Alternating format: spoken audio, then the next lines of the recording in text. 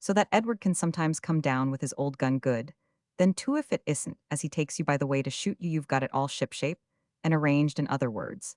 And have only if the fancy does move you to clear out you, make all sorts of room. It is interesting, Mitchy exclaimed, arriving thus with you at the depths. I look all round, and see every one squared, and every one but one or two suited. Why then reflection and delay? You don't, dear Mr. Mitchy. Nanda took her time to return. No, nearly as much as you think. But is my question absolutely a confession of ignorance and a renunciation of thought? I put myself from this moment forth with you, Mitchy, declared, on the footing of knowing nothing whatever, and of receiving literally from your hands all information and all life. Let my continued attitude of dependence, my dear Nanda, show it. Any hesitation you may yet feel you imply proceeds from a sense of duties in London, not to be lightly renounced. Oh, he thoughtfully said, I do at least know you have them. She watched him with the same mildness, while he vaguely circled about. You're wild, she insisted. But it doesn't in the least matter, I shan't abandon you. He stopped short. Ah, that's what I wanted from you in so many clear-cut golden words, though. I want in the least, of course. Pretend that I've felt I literally need it. I don't literally need the big turquoise in my necktie, which incidentally means, by the way, that if you should admire it, you're quite welcome to it. Such words, that's my pointer, like such jewels.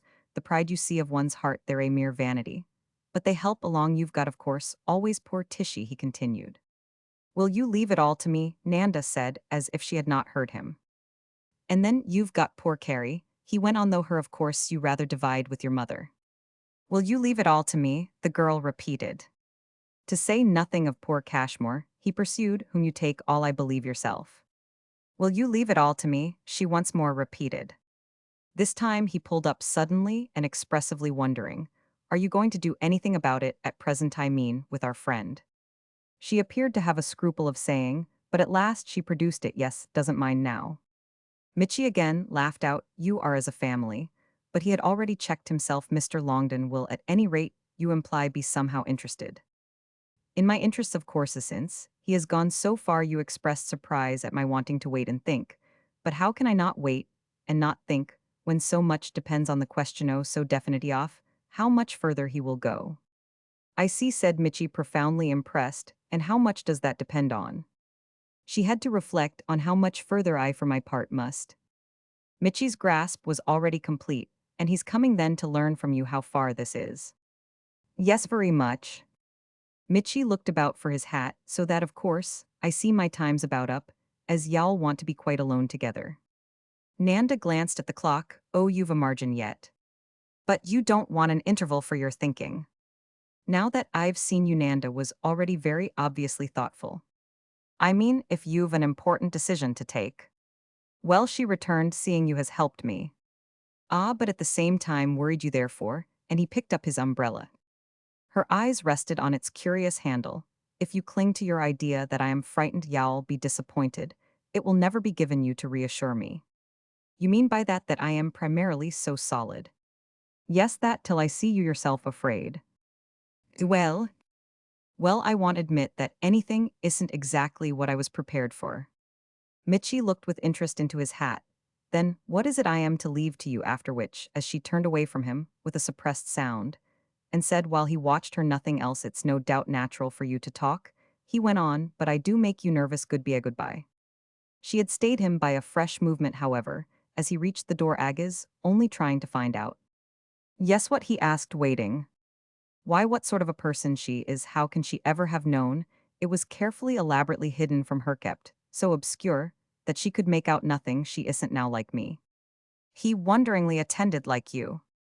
Why, I get the benefit of the fact that there was never a time when I didn't know something or other, and that I became more and more aware, as I grew older, of 100 little chinks of daylight. Mitchy stared. You're stupendous, my dear, he murmured. Ah, but she kept it up. I had my idea about Aggie. Oh, don't I know you had, and how you were positive about the sort of person. That she didn't even suspect herself, Nanda broke in. To be, I am equally positive now. It's quite what I believed, only there's ever so much more of it. More has commined more. Well, yet you see, when there has been nothing before, it all has to come with a rush. So, that if even I am surprised, of course she is. And of course, I am. Mitchy's interest, though even now not wholly unqualified with amusement, had visibly deepened. You admit. Then, he continued, that you're surprised. Nanda just hesitated at the mere scale of it. I think it's splendid. The only person whose astonishment I don't quite understand, she added, is Cousin Jane. Oh, Cousin Jane's astonishment serves her right. If she held so, Nanda pursued, that marriage should do everything. She shouldn't be in such a funk at finding what it is doing. Oh no, she's the last one, Mitchie declared. I vow I enjoy her scare. But it's very bad, you know, said Nanda. Oh, too awful. Well, of course, the girl appeared assentingly to muse. She couldn't after all have dreamed, but she took herself up. The great thing is to be helpful. And in what way, Mitchie asked with his wonderful air of inviting competitive suggestions. Toward Aga's finding herself, do you think, she immediately continued, that Lord Petherton really is? Mitchie frankly considered helpful. Oh, he does his best, I gather. Yes, he presently added, Petherton's all right. It's you yourself, naturally, his companion threw off, who can help most. Certainly, and I am doing my best too, so that, with such good assistance, seemed at last to have taken it all from her. What is it, I again ask, that, as you request, I am to leave to you? Nanda required, while he still waited some time to reply, to keep my promise. Your promise? Not to abandon you. Ah, cried Mitchie, that's better. Then goodbye, she said. Goodbye, but he came a few steps forward. I main to kiss your hand. Never. Never. Never. Oh, he oddly sounded as he quickly went out. Roman 4.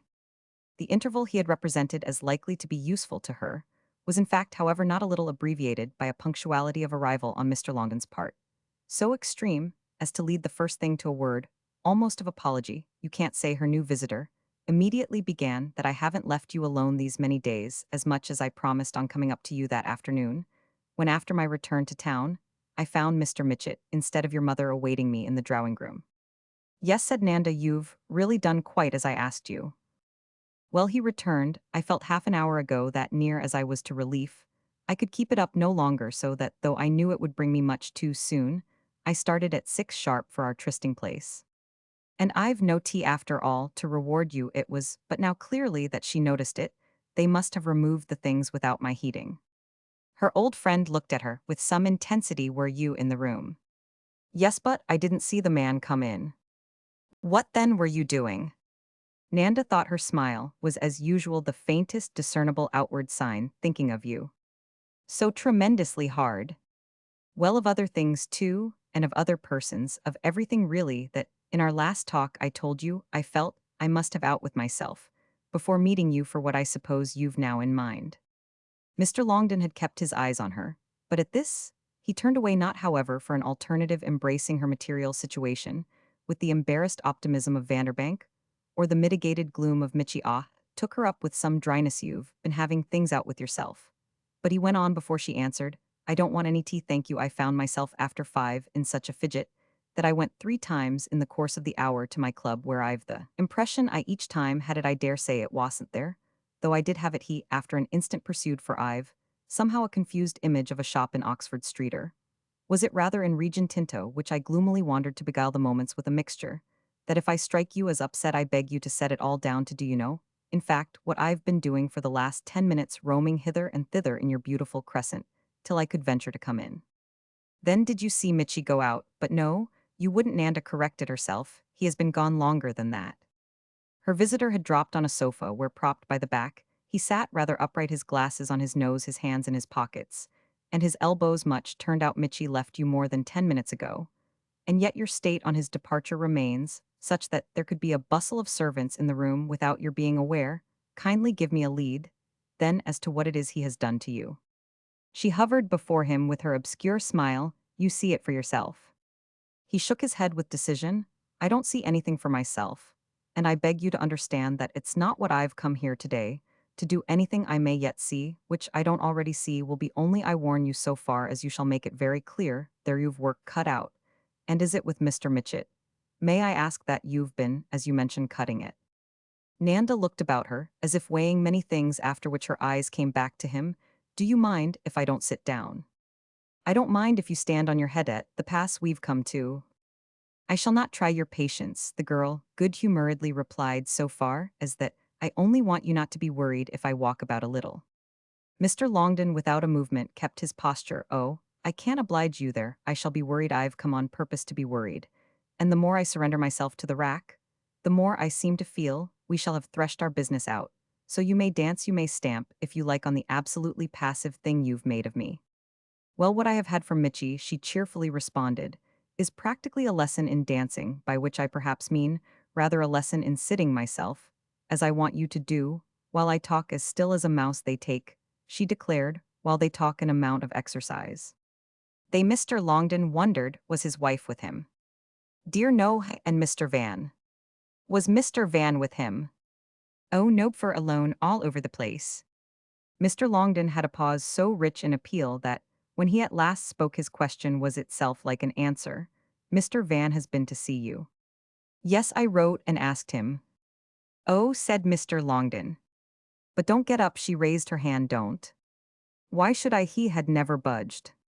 He was most kind, stayed half an hour, and when I told him you were coming, left a good message for you.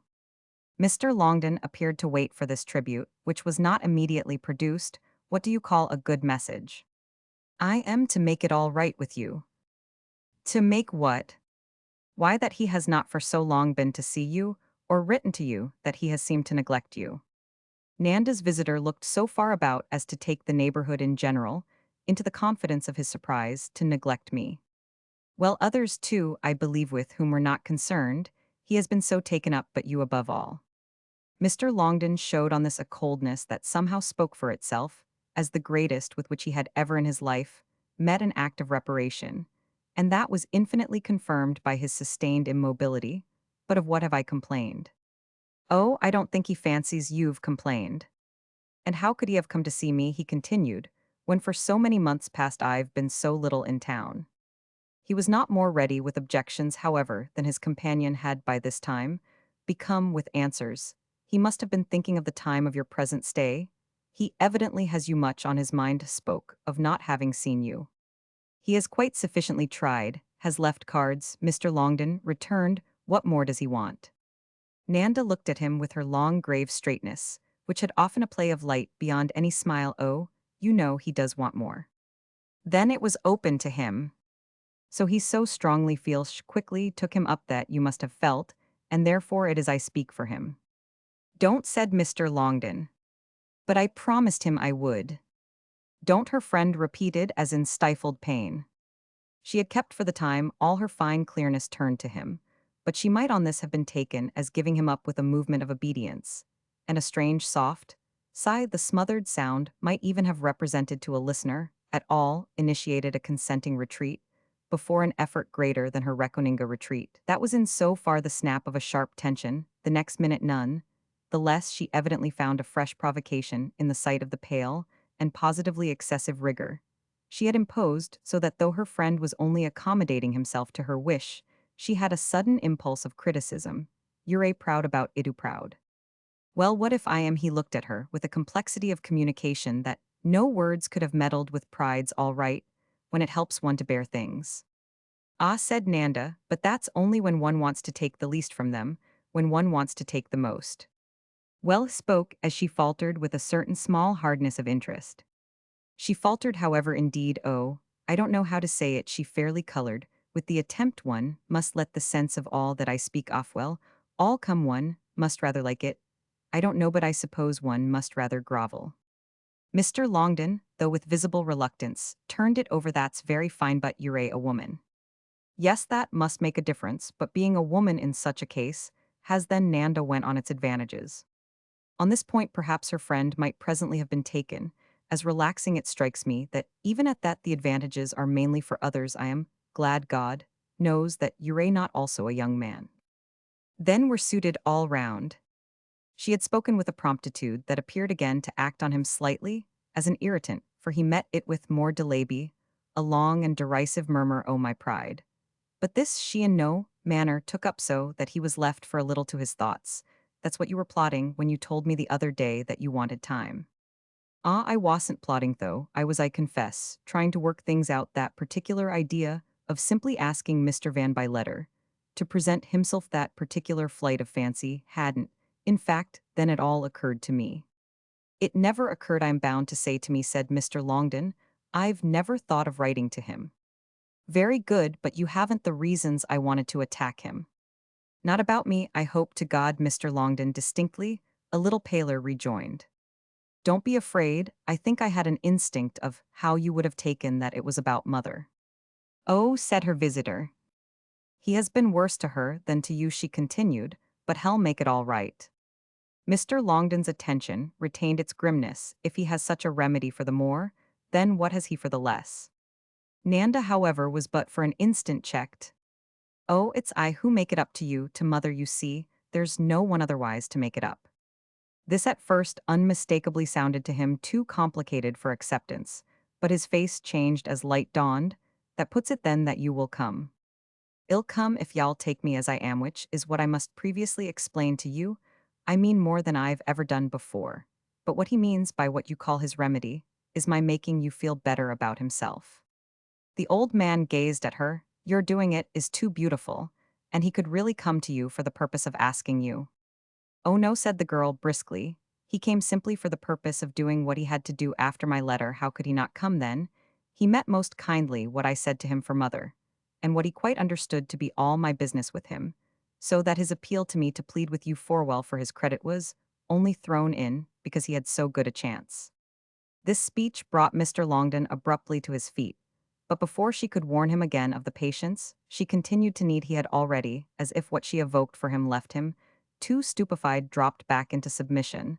The man stood there for you to render him a service, for you to help him and praise him. Ah, but it was to go out of my way. Don't you see he knew you were presently to be here, her anxiety, that he should understand, gave her a rare strained smile. I mustn't make yez a request from him too much of it. And I've not a doubt that rather than that you should think any ill of him for wishing me to say a word, he would gladly be left with whatever bad appearance he may actually happen to have. She pulled up on these words as with a quick sense of their really, by their mere sound putting her in deeper, and could only give her friend one of the looks that expressed, if I could trust you not to assent, even more than I want I should say, you know what I mean. She allowed him, at all events, or tried to allow him no time for uttered irony, before going on. He was everything you could have wished, quite as beautiful about you. As about you, Mr. Longden took her up. She demurred as about mother, with which she turned away, as if it handsomely settled the question. But it only left him as she went to the window, sitting there somber. I like you know, he brought out as his eyes followed her. You're saying you're not proud, thank God you are, my dear. Yes, it's better for us. At this, after a moment in her place, she turned round to him. I am glad I am anything whatever you may call it, and though I can't call it the Sam, if that's good for you. He said nothing more for a little, as if by such a speech something in him were simplified and softened. It would be good for Mebby, which I mean it would be easier for Mafe. You didn't quite so immensely care for him. O came from Nanda with an accent of attenuation, at once so precipitate and so vague that it only made her attitude at first rather awkward. Oh, she immediately repeated, but with an increase of the same effect, after which, conscious, she made as if to save herself, a quick addition. Dear Mr. Longden, isn't it rather yourself most? It would be easier for me, he went on, heedless, if you didn't, my poor child, so wonderfully love him. Ah, but I don't, please believe me, when I assure you I don't. She broke out. It burst from her, flaring up in a queer quaver that ended in something queerer still, in her abrupt collapse on the spot into the nearest chair, where she choked with a torrent of tears. Her buried face could only after a moment give way to the flood, and she sobbed in a passion as sharp and brief as the flurry of a wild thing, for an instant, uncaged her old friend meantime, keeping his place in the silence broken by her sound and distantly across the room, closing his eyes to his helplessness and her shame. Thus they sat together, while their trouble both conjoined and divided them. She recovered herself, however, with an effort worthy of her fall, and was on her feet again, as she stammeringly spoke and angrily brushed at her eyes. What difference in the world does it make? What difference? Ever then clearly, even with the words, her checked tears suffered her to see how it made the difference that he too had been crying, so that I don't know why you mind, she thereupon wailed with extravagance. You don't know what I would have done for him? You don't know, he repeated while she looked, as if she naturally couldn't, as with a renewal of his dream of beneficence, and of the soreness of his personal wound. Well, but he does you justice knows, so it shows, so it shows. But in this direction, too unable to say what it showed, she had again broken down and again could only hold herself, and let her companion sit there. Ah, Nanda, Nanda, he deeply murmured, and the depth of the pity was vainly and blindly, as the depth of a reproach. It's I therefore, she said, as if she must then so look at it with him. It's I who am the horrible impossible, and who have covered everything else with my own impossibility for some different person. You could have done what you speak of, and for some different person you can do it still. He stared at her with his barren sorrow, a person different from him. A person different from me. And what interest have I in any such person? But your interest in Mayu, see well enough where that lands us. Mr. Longden now got to his feet and somewhat stiffly remained, after which for all answer you say you will come then. He asked then, seemingly, with her last thought, kept silent. You understand clearly, I take it, that this time, it's never again to leave me or to be left. I understand, she presently replied, never again, that she continued, is why I asked you for these days. Well then, since you've taken them. Ah, but have you said, Nanda, they were close to each other now? And with a tenderness of warning that was helped by their almost equal stature, she laid her hand on his shoulder, what I did more than anything else write to him. For she had now regained her clearness enough to explain, was that with whatever idea you had you should see for yourself how he could come and go. And what good was that to do me hadn't I seen for myself? Well, you've seen once more here he was, I didn't care what he thought here I brought him, and his reasons remain. She kept her eyes on her companion's face, but his own now, and afterwards seemed to wander far. What do I care for his reasons so long as they're not mine? She thought an instant, still holding him gently, and as if for successful argument, but perhaps you don't altogether understand them. And why the devil altogether should I? Ah, because you distinctly want, said Nanda, ever so kindly you've admitted as much when we've talked. Oh, but when have we talked? He sharply interrupted. This time he had challenged her so straight that it was her own look that strayed when. When? She hesitated. When haven't we? Well, you may have if that's what you call talking, never saying a word. But I haven't. I've only to do at any rate in the way of reasons with my own. And yours too, then remain, because you know the girl pursued I am like that. Like what? Like what he thinks then, so gravely, that it was almost a supplication. Don't tell me, she added, that you don't know what he thinks you do know. Their eyes on that strange ground could meet at last, and the effect of it was presently for Mr. Longden, I do know. Well? Well, he raised his hands and took her face, which he drew so close to his own that, as she gently let him, he could kiss her with solemnity on the forehead. Come, he then very firmly said, quite indeed as if it were a question of their moving on the spot. It literally made her smile, which with a certain compunction, she immediately corrected, by doing for him, in the pressure of her lips to his cheek, what he had just done for herself today, she more seriously asked. He looked at his watch tomorrow. She paused, but clearly for assent. That's what I mean by your taking me, as I am. It is, you know, for a girl extraordinary. Oh, I know what it is, he exclaimed, with an odd fatigue in his tenderness. But she continued with the shadow of her scruple to explain, where many of us were most of yous as you long ago saw, and showed you felt extraordinary now. We can't help it isn't really our fault, there's so much else that's extraordinary that if we're in it all, so much we must naturally be. It was all obviously clearer to her than ever yet, and her sense of it found renewed expression, so that she might have been, as she wound up, a very much older person than her friend. Everything's different from what it used to be. Yes, everything, he returned with an air of final indoctrination. That's what he ought to have recognized. As you have, Nanda was once more and completely no enthroned, in high justice. Oh, he's more old-fashioned than you. Much more, said Mr. Longden with a queer face. He tried, the girl went on, and did his best, but he couldn't, and he's so right for himself. Her visitor, before meeting this, gathered in his hat and stick, which for a minute occupied his attention. He ought to have married. Little Aggie, yes, said Nanda. They had gained the door where Mr. Longden again met her eyes, and then Mitchie. But she checked him with a quick gesture. No, not even then. So again, before he went, they were for a minute confronted. Are you anxious about Mitchie? She faltered, but at last brought it out. Yes, do you see, there I am. I see there, we are, well, said Mr. Longden, tomorrow.